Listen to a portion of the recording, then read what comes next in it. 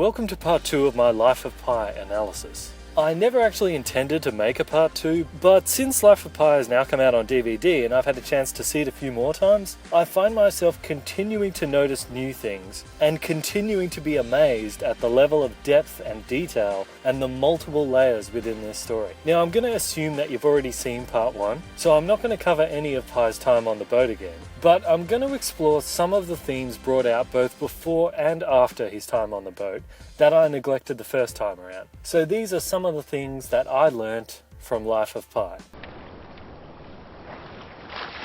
There are no lines.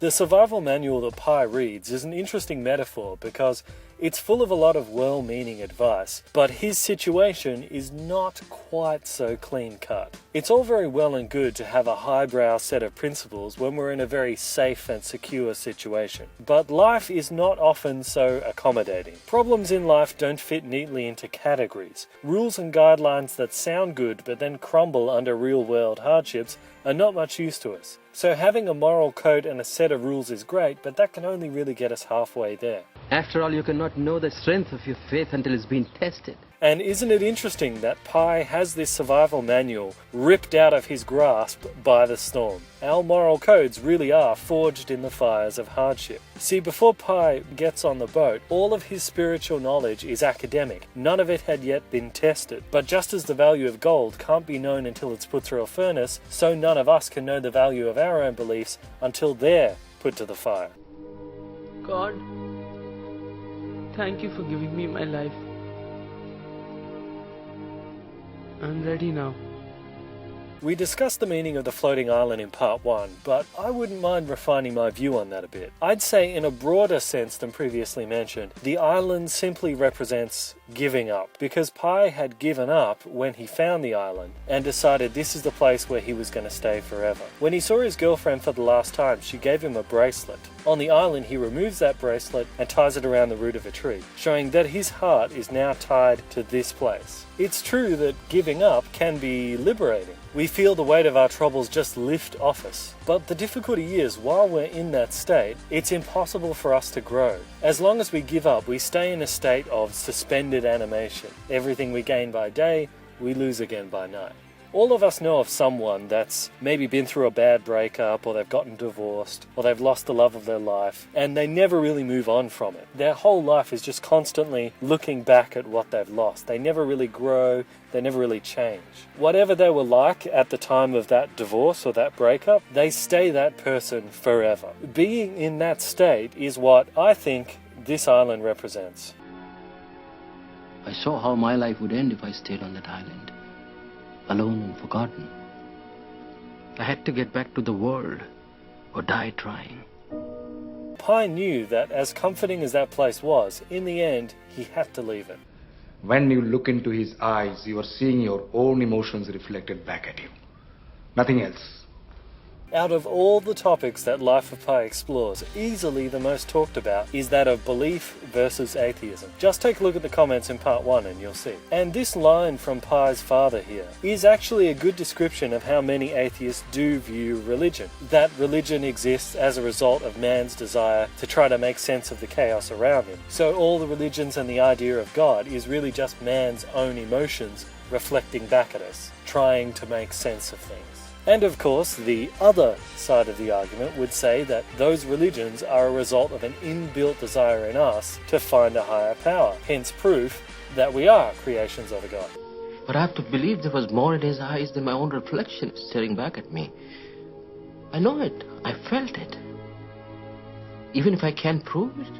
So which one is right? Well, for one thing, I do think that if we're asking that question, then this story has achieved what it was that it set out to do. And since our main character was named Pi, which in maths is an endless number, perhaps that was to say that this question will be endlessly debated. So obviously people are always going to disagree on this, but I think Pi's dad put it best when he said this. Some eat meat, some eat vegetable. I do not expect us all to agree about everything, but I'd much rather have you believe in something I don't agree with than to accept everything blindly. And that begins with thinking rationally.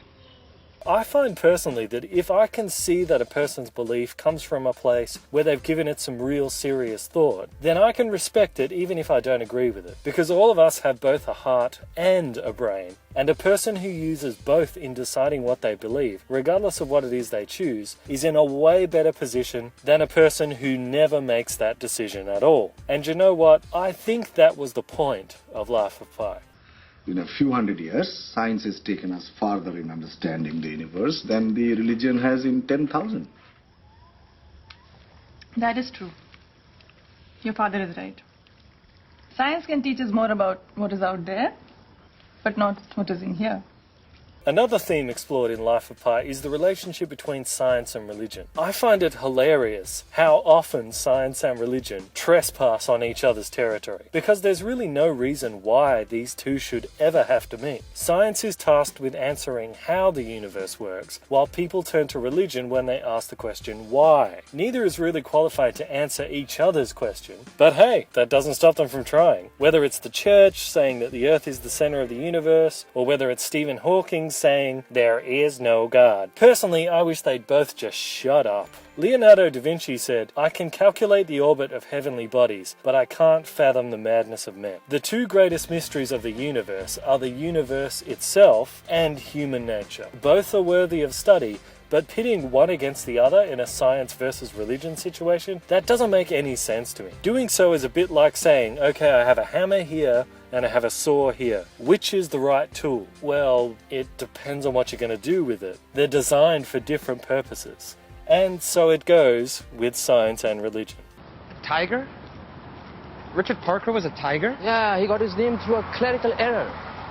I've saved the weirdest thing until last. As it turns out, the meaning of Richard Parker extends even beyond the confines of this fictional setting, all the way to the actual real world. Richard Parker is a name that in itself is somewhat magical. As it turns out, that name first appeared in a book that was written by Edgar Allan Poe, in which 4 sailors are the sole survivors after their ship sinks, and the decision is made to invoke the custom of the sea, which basically is they draw straws and whoever gets the short straw is killed and eaten so that the others can survive. In the book, the character who draws the short straw and is eaten is called Richard Parker. However, this book never really sort of took off with readers, so Poe went on to writing the short stories that he later will become famous for. Fast forward 35 years after Poe's death, in real life, a yacht sailing from England to Australia sinks, leaving a 4-man crew floating in the lifeboat. After days of discussion, they decide to invoke the custom of the sea. The straws are drawn, one of them is killed and eaten by the others, and the name of the man who was eaten was Richard Parker.